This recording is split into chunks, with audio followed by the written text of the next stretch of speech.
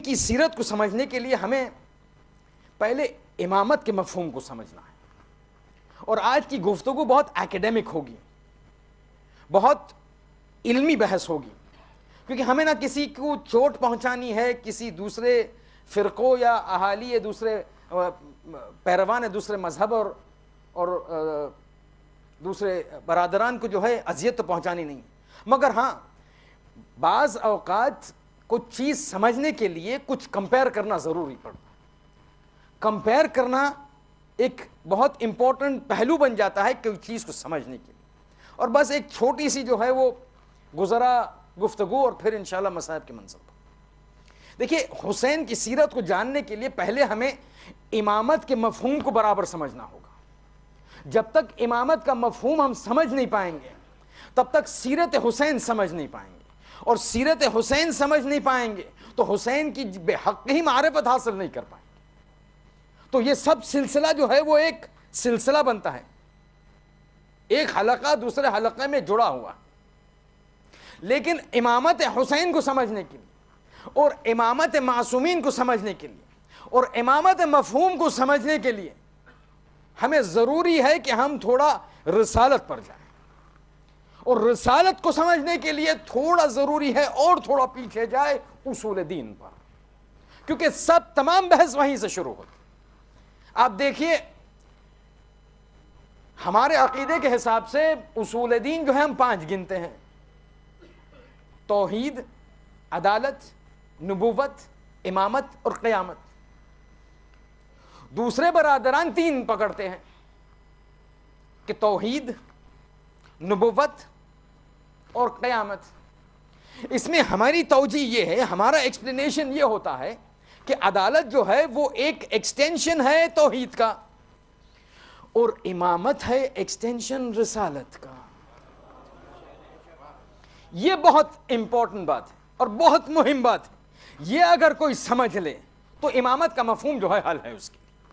لیکن پھر بھی سمجھنے کے لیے مسئلہ یہاں ہوتا ہے کہ یہ جو امامت کی بحث آتی ہے, امامت کی جو گفتگو ہوتی ہے, اس میں فرق اتنا ہوتا ہے کہ ہمارے نزدیک امامت کا مفہوم اصول دین سے ہے, اور برادران دوسرے فرق میں سے امامت کی بحث فروع دین میں سے. دیکھیے, مفہوم سمجھنے کی کوشش کریے. ہم امامت کو اصول دین میں سے سمجھتے ہیں, دوسرے لوگ امامت کو فروع دین میں سے سمجھتے ہیں.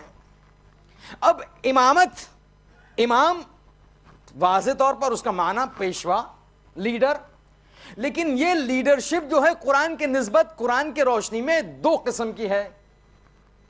یعنی قرآن ہمیں بتاتا ہے کہ لیڈرشپ کو اختیار کرنا ایسے نہیں کہ بس آنکھ بند کر کے اختیار کر لو. کوئی بھی جو ہے امامت کی منزل پر آ جائے, کوئی بھی جو ہے وہ دعویٰ کر دے ہم امام ہیں, ہم لیڈر ہیں, ہم پیشوا ہے, نہیں لے سکتے, کیونکہ لیڈرشپ جو ہے 2 قسم کی ہوتی ہے. قرآن بتاتا ہے وَجَعَلْنَاهُمْ أَئِمَّةً يَهْدُونَ بِأَمْرِنَا. کچھ امام ایسے ہم نے بنائے ہیں کہ جو یہدون بامرنا, ہمارے امر سے, ہمارے کمانڈ سے, ہماری توفیقات سے راہ راست کی طرف لے جاتے ہیں. یعنی امام صالح, امام بار, اچھے امام یہدون, ہدایت کے راستے پر لے جاتے ہیں. اور دوسرے قسم کے ہیں وَجَعَلْنَاهُمْ أَئِمَّةً يَدْعُونَ إِلَى النَّارِ. کچھ امام ایسے ہوتے ہیں کہ لے جائیں گے ہمیں جہنم کی طرف. اب یہاں واضح ہو جاتی ہے بات کہ اگر ہمیں پکڑنا ہے کوئی امام کو, پیروی کرنی ہے کوئی امام کو, تو ایسے امام کو لو کہ قرآن کہتا ہے ہدایت پر لے جائے, راہ راست پر لے جائے, صراط مستقیم پر لے جائے. سمجھ رہے ہیں آپ صراط المستقیم؟ اب یہاں سے مسئلہ جو ہے وہ تھوڑا پیچیدہ ہوتا ہے, کیونکہ ولو ہم جان چکے کہ امام کچھ راہ راست پر ہے, کچھ امام راہ نار کی طرف ہے, لیکن یہاں اب گفتگو تھوڑی پیچیدہ اس طرح ہوتی ہے کہ اس امامت کہ جو امامت راہ راست یہدون بامرنا, ہدایت کی طرف لے جاتے ہیں, اس کا دائرہ کتنا وسیع ہے کیا صرف محراب اور ممبر تک وسیع ہے کہ نہیں کچھ اور بھی مسائل کو جو ہے شامل کرتا نظر آتا ہے؟ تو یہاں ہمیں رسالت کی طرف جانا ہوگا. آپ نے سنا، ہم نے عرض کیا کہ جو ہے وہ امامت رسالت کا ایکسٹینشن ہے. اب جب امامت رسالت پر آئے تو رسالت قرآن کی روشنی میں ہم دیکھتے ہیں کہ رسالت کے 3 شؤون ہیں. رسول خدا 3 منصب پر فائز ہیں. عام طور پر تو ہم سمجھتے ہیں کہ رسول خدا رسول ہے بس تمام، لیکن قرآن کی روشنی میں رسالت کے 3 موضوع ہیں، 3 منصب ہے. ایک تو جو آپ اور ہم جانتے ہیں رسالت، رسول خدا، اللہ کا رسول، وحی آتی ہے، نازل ہوتی ہے، ہمیں بیان کرتے ہیں نماز، روزے، حج، سب کے احکام. بات صحیح، بالکل صحیح. لیکن 2 اور پوزیشن ہے. ایک منصب قضاوت، یعنی رسول قاضی ہے جماعت کے، رسول قاضی ہے اجتماع کے، رسول قاضی ہے سوسائٹی کے. اس لیے کہا گیا ہے کہ ہماری فقہ میں یہ رول ہے کہ اگر کوئی حکومت اسلامی قائم ہو جائے تو اس کی سرپرستی یا رسول کر سکتا ہے، یا امام کر سکتا ہے، یا وہ کہ جس کو امام نائب بنائے، ایک مجتہد کے جس کو امام نائب بنائے وہ سرپرستی کر سکتا ہے. مگر یہ پولیٹیکل بات رہنے دیجیے. جب ہم امامت کی طرف آتے ہیں تو یہاں جب آپ یہ 3 مرحلے کو دیکھ چکے کہ رسالت، رسول کی جو شان ہے، 3 منصب ہے، ایک رسالت، ایک قضاوت، اور تیسرا سوشل رہبری، یعنی فقط دین کے معاملے میں نہیں، دنیا کے معاملے میں بھی رسول جو ہے ہمارا سرپرست ہے. جب کہا جاتا ہے الست اولی بکم من انفسکم، کہ کیا میں تمہارے نفسوں سے تم پر برتری نہیں رکھتا، تو گھر کے معاملے میں بھی. اور اسی وجہ سے جب کہا جاتا ہے من کنت مولاہ فہذا، یعنی جس طرح میں تم پر فائق ہوں اسی طرح مولا علی فائق ہے.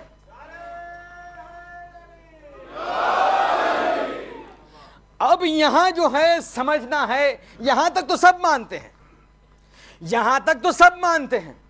اب جو ٹرن ہوتا ہے وہ یہاں سے کہ جب رسالت ختم ہو گئی اور امامت شروع ہوئی تو رسالت کے یہ 3 منصب تو امامت پر آئے، لیکن کچھ اور باتیں رسالت میں چھپی ہیں کہ جو ہم نکالتے ہیں اور منسوب کرتے ہیں امامت کے لیے، کہ جو اور نہیں قبول کرتے. بھائی وہ عقیدہ ہے ان کا، صحیح بات ہے، مگر ہم اور کچھ چیزیں امامت کے ساتھ منسوب کرتے ہیں کہ جو رسالت میں چھپی ہوئی ہے، پنہان ہے، ایکسیپٹڈ ہے، لیکن جب امامت آتی ہے ہمیں اسے نکال کر بتانا پڑتا ہے کہ دیکھو جب تک یہ چیزیں نہ ہو تب تک آپ تشخیص نہیں دے سکیں گے کون سا امام راہ راست پر ہے، کون سا امام گمراہی کی طرف لے جانے والا ہے. تو یہ چیزیں ہمیں جاننا ضروری ہے. اس میں سے نمبر 1، جلدی جلدی، بہت تیز وقت گزرتا جا رہا ہے، جب تک یہ 3 چیز آپ اور ہم نہ جان لیں، یقینی طور پر تشخیص، انتخاب اور معین کرنا امام میں ہم دھوکے میں آ جائیں گے، غلط امام کو قبول کر لیں گے.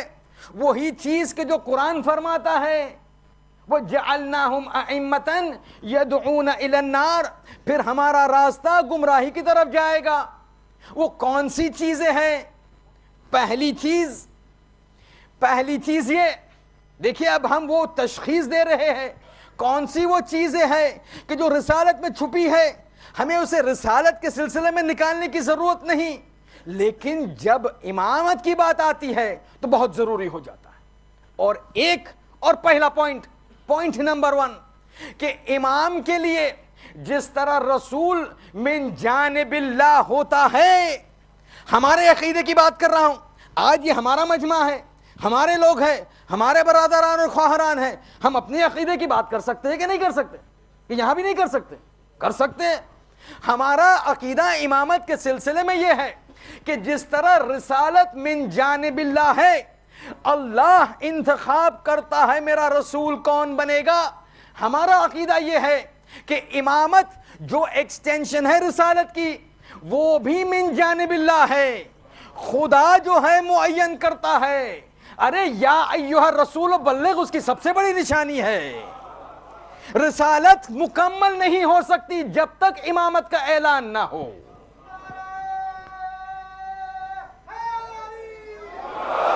علی 40 سال زحمت کیا الامین الصادق بننے کے لیے. اس کے بعد 13 سال مکے میں زحمت اٹھایا. اس کے بعد 10 سال جو ہے کوششیں کی, مگر جب تک امامت کا اعلان نہ کیا گیا کہ یہ امام من جانب اللہ ہے, اے میرے رسول ہم سمجھیں گے تمہاری 63 ایئرز کی تمام کوششیں زیرو, کیونکہ یہ امامت من جانب اللہ ہے. اور اسی بات پر متعدد موارد پر, مختلف موارد پر امام نے جو ہے اس بات کو لے کر مناظرہ کیا, اپنی بات کو جو ہے ثابت کرنے کے لیے. وہ آپ کو اب دیکھیے نا, وہ قضیہ جو آپ کے سامنے ہے, کون سا قضیہ آپ کتنی بار سن چکے, مگر یہ ایک ایڈیشن ہے اس واقعے کا کہ جو آپ مسلسل جو ہے ہمارے اور آپ کے 8ویں امام علی ابن موسیٰ رضا علیہ الصلاۃ والسلام,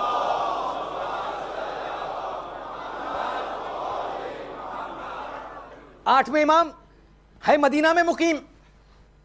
ہارون رشید مر چکا, ہارون رشید مر چکا, محمد امین برکنار, مامون تخت خلافت پر, خراسان میں اپنا جو ہے پائے تخت اور کیپٹل دارالحکومہ خراسان میں. اب اطلاع ملی, امام کی شہرت بڑھتی گئی. کیا کہا, بس ایک طریقہ ہے امام کو کنٹرول کرنے کا, بلا دو خراسان. تو خراسان میں بلایا گیا, امام مدینے چھوڑ کر خراسان چلتے ہیں. اب خراسان جب جاتے ہیں تو امام کی لائف ہسٹری تو آپ نے کتنی بار سن چکے ہیں. اس میں جو بات اکثر طور پر باہر نکلتی ہے وہ یہ ہے کہ جب بھی امام رضا کی بات آتی ہے تو اس وقت جو ہے وہ ولایت ولی عہد کی بات آتی ہے کہ مامون ولی عہد امام کو آفر کیا, اور امام انیشلی جو ہے ابتدا میں جو ہے اس کو ٹھکرائے, پھر مجبور ہو گئے اور کچھ شرائط رکھنے کے بعد جو ہے اس کو قبول کرتے ہیں. صحیح بات ہے, لیکن یہ واقعہ ایک سیکنڈ واقعہ ہے. اس کے پہلے کچھ اور واقعہ ہو چکا. جب وہ رد کیا گیا پھر مامون مجبور ہوا کہ امام کو ولی عہد کی پیشنہاد کرے, آفر کرے, پرپوزل رکھے. یہ دوسرا واقعہ تو آپ سن چکے. اب پہلا واقعہ سنیے. جب پہلی بار خراسان میں امام تشریف لاتے ہیں اور مامون سب سے پہلی بار جو ہے امام کے ساتھ اس ولایت عہدی کی بات جو ہے شروع کرتا ہے, تو سب سے پہلے نہیں کہتا کہ ولی عہد. ولی عہد کا مطلب تو اب جانتے ہیں نا, ولی عہد کا مطلب یہ کہ میں ہوں خلیفہ, اے رضا میں ہوں خلیفہ, جب میں مر جاؤں تب تم ولی عہد خلیفہ بن سکو. یعنی نمبر 2, میں خلیفہ رہوں گا, جب تک زندہ ہوں خلیفہ رہوں گا, جب مر جاؤں تو تم جو ہے پھر خلیفہ بننا. یہ بات تھی مامون کی. لیکن اس سے پہلے ایک اور پیشنہاد کیا تھا مامون نے, ایک اور پرپوزل رکھا تھا. جب امام آئے تو مامون ان سے کہتا ہے کہ سب سے پہلے میں چاہتا ہوں کہ میری خلافت تم کو دے دوں, میں اپنی خلافت آپ کو دینا چاہتا ہوں. یابن رسول اللہ, یابن اے میرے چچا کے بیٹے, یابن رسول اللہ, اے اللہ کے بیٹے, میں اپنی خلافت تم کو دینا چاہتا ہوں. عجیب بات تھی. اب امام تو واقف تھے ہارون کی نس نس سے, رگ رگ سے. اب دیکھیے امام کس طرح جو ہے مناظرہ کرتے ہیں. کہتے کہ مامون تم یہ نہیں کر سکتے. دیکھیے من جانب اللہ کی بات ہو رہی ہے, آپ موضوع کو بھولیے گا نہیں.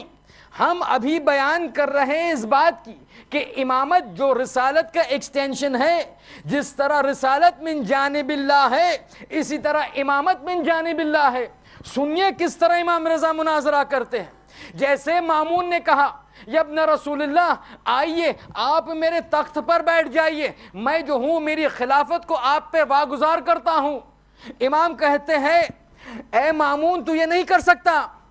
تو مامون کہتا ہے کہ میں کیوں نہیں کر سکتا, مگر کیا میں خلیفہ نہیں ہوں؟ کیا میں خلیفۃ المسلمین نہیں ہوں؟ تمام مسلمانوں پر میری حکومت نہیں ہے؟ تمام مملکت مسلمان پر کیا میں حکم فرما نہیں ہوں؟ تو میں کیوں میری خلافت آپ کو نہیں دے سکتا؟ تو امام کہتے ہیں اگر یہ تجھے خدا نے دیا ہے، جس طرح تو ادعا کرتا ہے کہ تو نائب رسول خدا ہے، تو نائب رسول اللہ ہے، یہ خلافت من جانب اللہ ہے، اگر تجھے خدا نے یہ خلافت دی ہے تو تجھے کوئی حق نہیں بنتا کسی اور کو دینے کے لیے۔ اگر خدا نے تجھے یہ امامت، یہ خلافت دی ہے تو کون ہوتا ہے کسی اور کو دینے کے لیے؟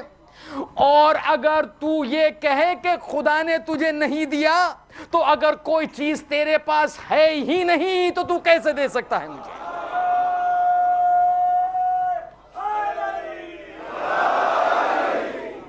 دیکھا آپ نے کس طرح امام بیان فرماتے ہیں، کس طرح مناظرہ کرتے ہیں کہ یہ جو ہے من جانب اللہ ہے، مامون تیرے اختیار میں نہیں کہ تو دے سکے یا لے سکے، تیرے اختیار میں نہیں کہ تو قبول کرے یا اس کو جو ہے ریجیکٹ کرے۔